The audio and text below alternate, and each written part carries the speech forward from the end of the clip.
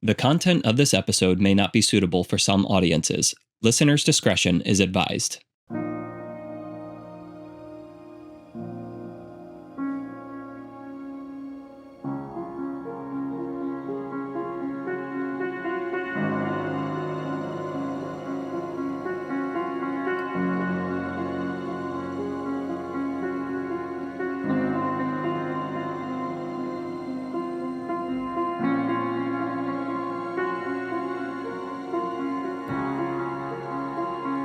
Welcome to the place of rest, where our aim is to give you language that helps you displace the growing confusion, chaos, and dis-ease of our times.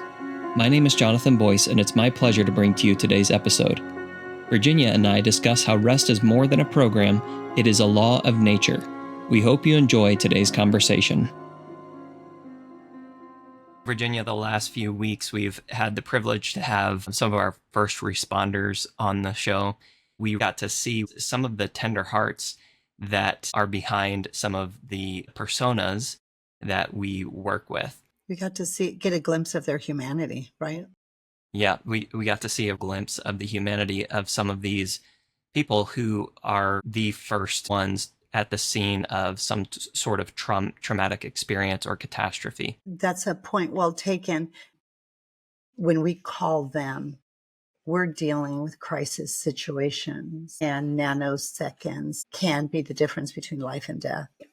I for sure did not have a working understanding that the state of affairs, the confusion, chaos, and dis-ease that we're witnessing at a national and international level has a devastating impact on them as well. So when they need us and they need to mitigate the hazards of the job, if you will, and the consequence in their personal life and that of their family, that we need to respond in like fashion immediately.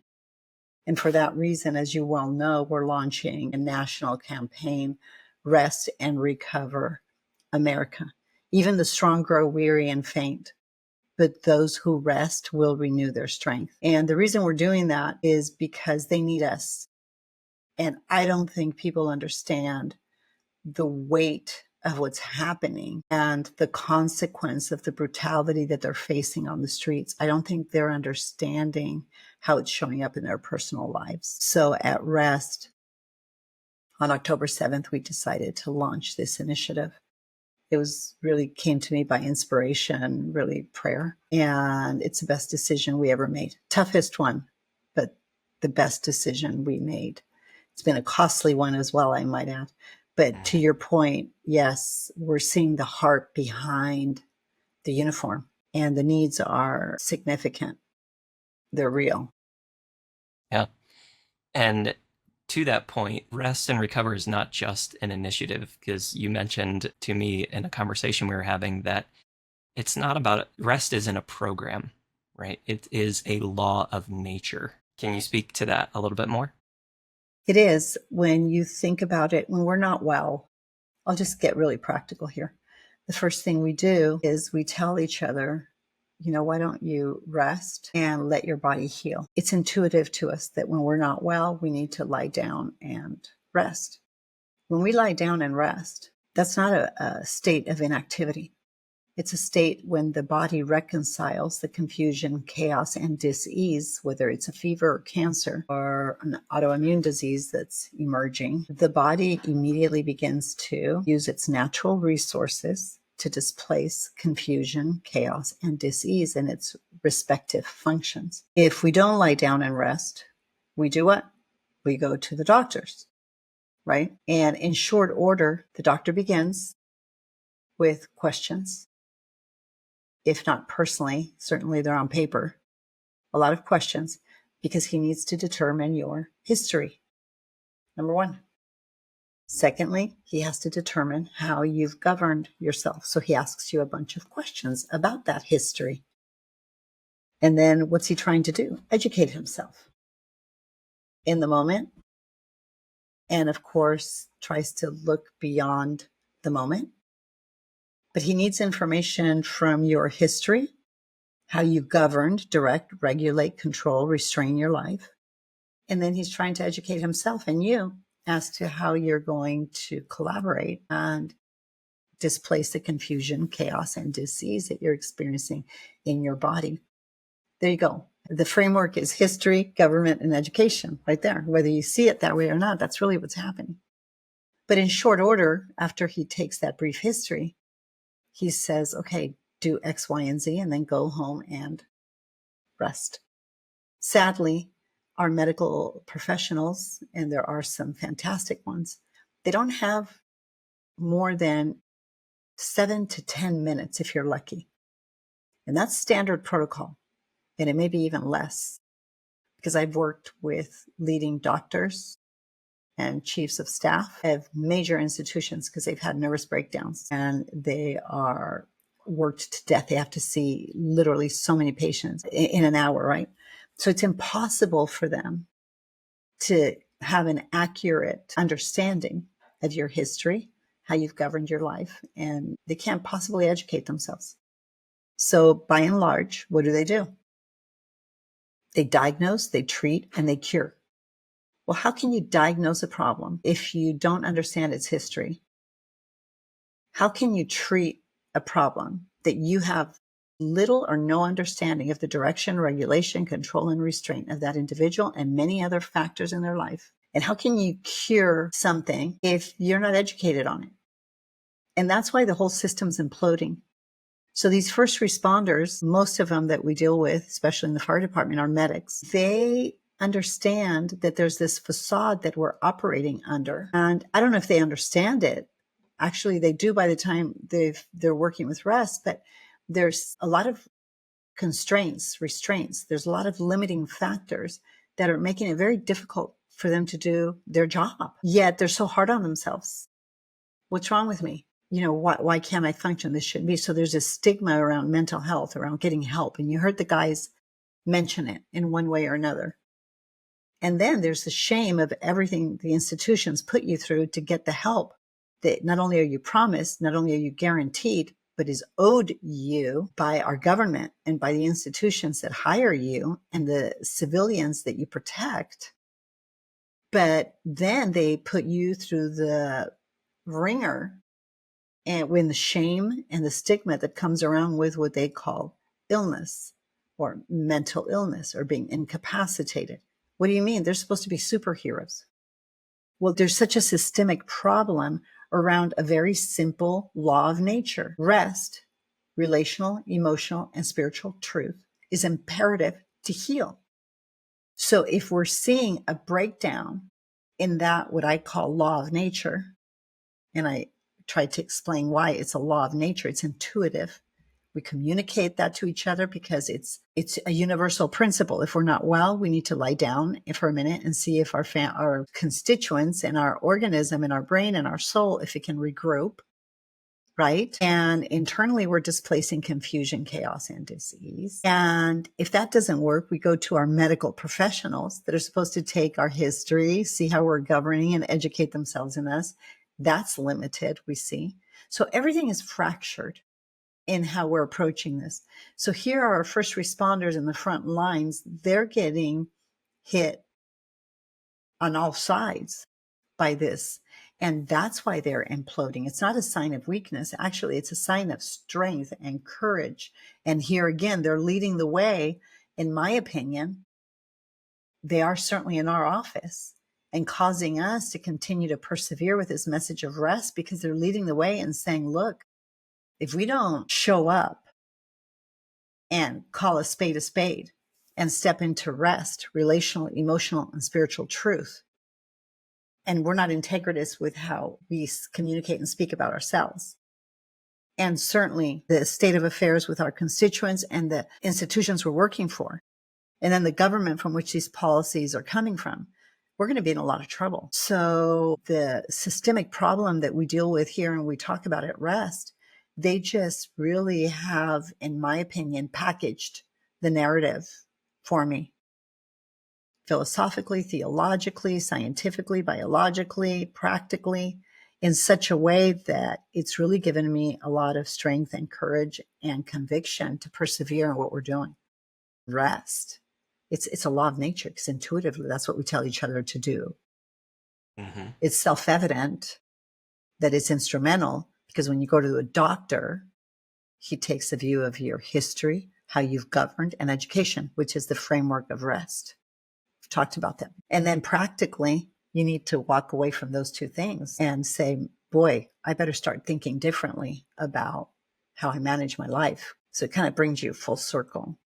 As you mentioned the history, government, education, I was reminded of when I first came to see you for my own health issues and concerns. And I recall you asking me basically the history of what the dis-ease that was manifesting in my body. And I remember saying to you, no, life was great before this happened. After this moment, then everything began to spiral out of control. And I remember you saying something to the effect of, you don't even believe what you just said. And I was like, you're right. And we looked at the history. We looked at the early childhood trauma that I had experienced. And I think this is a similar thought process that I've heard other people say, and even some of the first responders, that life was good until I began to experience all of this trauma, all of these negative things in my life. And then things began to spiral. And while there is definitely adult trauma that can be a factor Yeah, they're in triggering health. events. They're triggering events, right? Yeah. Yeah. And I'm curious to hear what you have to say to someone that, yes, these triggering events similar to mine, right? There was this triggering event, but how could you help them view and see how their early childhood development may have played into some of how they're showing up for the current day trauma response? Well, I say this, it's a great question. And I think you nailed it. We quickly identify the situation, the person, the circumstance, the job that's causing us to unravel. But you're absolutely right in pointing out that those are just triggering events. And I am thankful you brought up our first meeting because I have data. I have evidence. We have algorithms and things that we've developed to identify and to prove to people that this thing that they believe, in this case with our first responders, is so instrumental in causing their life to unravel, is not the thing, and it's not the basis of their fractures, their demise, if you will, their dis-ease, if you will. That the root of that confusion, chaos, and dis-ease, although informed by their experiences and the brutality of what they're facing, is not really the basis of the fracture. The psychology of the parents becomes the biology of the child. And the psychology of the parents is informed by the story of the story of the story of their parents, parents, parents. So there's this compounding effect. And we have data, we have evidence, and certainly we have the work of German New Medicine and Dr. Hammer and 5 biological laws and whatnot. That there's these complex narratives that are laws of nature. They make sense. They're reasonable, are instrumental in how we show up for life and how we show up for difficult discussions, difficult conversations, difficult circumstances. And there is a resilience, a foundation, a spine, a backbone that has greatly deteriorated in the last 30, 40, 50 years. It just simply has. And it is the primary sphere of influence, which is the family and the institution of the family. And I worked with Dr. Bessel van der Kolk, the author of The Body Keeps the Score. I didn't work with him. I studied with him for 2 years, studied trauma in an intensive program. And he did extensive work on why the same traumatic event can impact one person completely different than another. And it's very much rooted in the narrative I just explained, that there's complex attachment issues and early childhood experiences. And he doesn't even touch on this, Dr. Hammer does, but generational dynamics that have an enormous amount of history, that if a doctor doesn't have time to shut up and listen, He can't understand the framework of what's caused his patient or client or first responder in this case to govern his life, direct, regulate, control, restrain. So what do? And I know what we do because they began to do it, to medicate. So we began to solve everything with a pill. 40 years ago, that was a big danger sign for me. I was very uncomfortable with that. When I found myself in the halls of UCI saying, wait a second, hold on a second, something's wrong in a research university, I was really uncomfortable. How are we going to help heal the body and the soul of a man and the spirit of a man if you don't account for the spiritual constitution, that 1/3, and explain it or allow vigorous debate over what that is, and you don't define the soul, the mind, the heart, the will, the conscience, and the feelings of a person, not emotions. Emotions are a function of the central nervous system.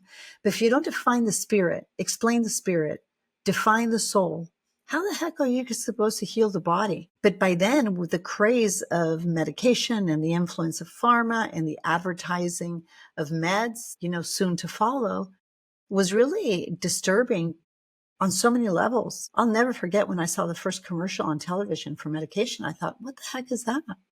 I knew we were in trouble because echoes of the confusion, chaos, and dis-ease that I saw emerging in the lecture halls of my university that had made me very uncomfortable. Now they're making it sound like an advertisement for a vacation, that they can solve all your problems. Of course, with all the legal disclaimers after. And I thought, is it just me? Am I crazy, or is this crazy?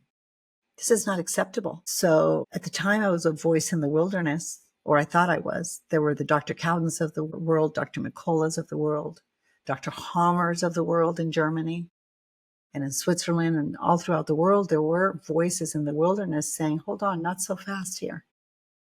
But they've been silenced by propaganda. So here it's very simple. We invite people to rest so they can take responsibility and begin to understand the implications of their history. It didn't begin at home. It began in the home of the parents. And you have this quiet, still voice that's informing you.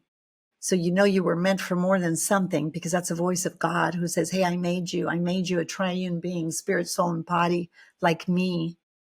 So there's the voice of God that always informs you and calls you and goes, psst, psst, psst, over here, come home. I'm right here. I formed you in your mother's womb. I knew you before you were born. So there's that voice. And there's, of course, the beautiful, complex stories of our ancestors. So there's those three narratives in our history. And doctors do not take that into account. So who has to take responsibility for that? In this case, our conversations around what's happening with our first responders, they have to. But when I can persuade them and help them understand that these are laws of nature, they're self-evident laws of nature because they're universal to us all. They're obvious to us all, and they will speak to our natural affection. Immediately, the trajectory of how they view their life and everything in it begins to what? Change. So the substances they're abusing, the stuff they're medicating with, like the rest of us, the trauma they've experienced and that has compounded generationally now, because the deterioration of the family started 30, 40 years ago, right? I mean, this has been compounding for a long time. Come on. So if we can have a working understanding, we can say, hold on a second. Wait, the world and everything in it is not falling apart. Everything around me is not falling apart. We're just in a state of confusion, chaos, and dis-ease. And I can change that immediately because I never saw rest as a law of nature, a universal principle common to us all that is obvious. And it does appeal to our natural affections, because when we're tired, what do we do? When we're not well and we're sick, what do we do? Intuitively, we lie down and rest. That's a function of your central nervous system, informed by the deepest convictions of your soul. Because spiritually, God made you to live in a place of rest and surrender and reconciliation. So right there in that thought, in that statement, you immediately know, I know exactly what to do. So I want to encourage all of our first responders listening and our listening audience. I want to encourage us all. Rest is a way of life. It's not a program we're asking you to fit into. It is a matrix we're inviting you to understand. And don't worry, We're a data-driven, evidence-based scientific program. We'll substantiate all this to accommodate our most serious skeptic, because the power is in your hands, not in the hands of civil government. Civil government's job is to protect your civil liberties, right? We hold these truths to be self-evident. This government was instituted by man, for man, to be governed by the consent of man, to protect our liberties. So in the most practical way, we need to take all this information, all this stuff, all this history back, because we can turn this thing around in one generation. 100%. And it's to that end, Jonathan, that we labor. And it is such an honor for me to work with these first responders. And obviously my heart and my deepest convictions are here, that I have put my heart and my soul, and I did a hard pivot from general population to include them. And it's been the toughest thing I've done in my whole life, because it's taken every penny we've had, and it's taken every ounce of heart and conviction and passion to come along these guys and look at the situation that we're dealing with for what it is, and not romanticize it by what's behind those uniforms. No, these guys face hell every day. And while you might have 1, 2, 3, 4, 5 traumatic events in your life, they have 5, 6, 7, 8, 9, and 10 in a 20, 30, and 40 in a week, and many times in a day. So imagine how deeply and profoundly they need to step into rest and understanding. So I know it's challenging me. It's challenging us, time, talent, and treasure. It's challenging us in everything. But wow, I'm in it to win it. We want to displace suicide as really the greatest liability, job liability that they have. It's not the situation, it's not shootings and all that. It's the threat of the confusion, chaos, and disease that's compounding in them that causes them to say, hey, there's no other way out. And it's the depression that comes with everything, and not having an institution to back them, religious-based church that really is really not fully cognizant that, hey, God's the first responder. So why are we neglecting to parallel the fact that they're showing up like we call on God, we call on them in the practical way, right? But what's the church doing? Are we evangelizing? Are we discipling? Are we teaching them the power and authority that we have in the Word of God to heal, right?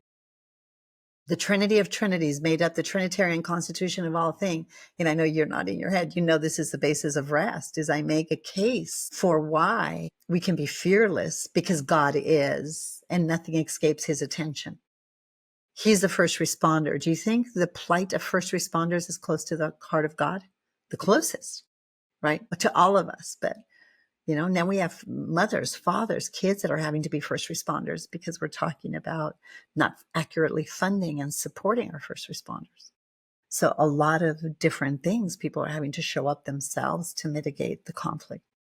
So we're facing this complex thing. It's such a complex and integrated thing that when I start with one little piece, I don't know how to yet. I'm not wise enough yet to break it up into small pieces. I can only explain my heart for why it is imperative that we launch this Rest and Recover campaign. And I know we have a big event coming up, but then we do it well, because the burden on us and on me and on Rest is not, we can't do it alone anymore. And I think God smiles when we can say that, because he says, right, you need each other and you need me. Don't ever forget it. And so our plea is to our listening audience to go to our website, to sign up for the gala, come join us for the gala. And we're trying to raise a significant amount of money to really scale this nationally, and to help many, many more first responders this year, and to expand the message of rest, because it's really the antithesis of conventional healing or the conventional medical model. We hope listening to this episode has brought you closer to experiencing the freedom of wholeness and healing. If you have questions or comments about today's episode, or for updates about rest, please visit our Instagram or Facebook at The Place of Rest. If you would like more information about Virginia, or to support and join the cause of rest, please go to theplaceofrest.com/donate or call 949-289-5935. Thank you for listening to Rest with Virginia Dixon. We'll see you next week.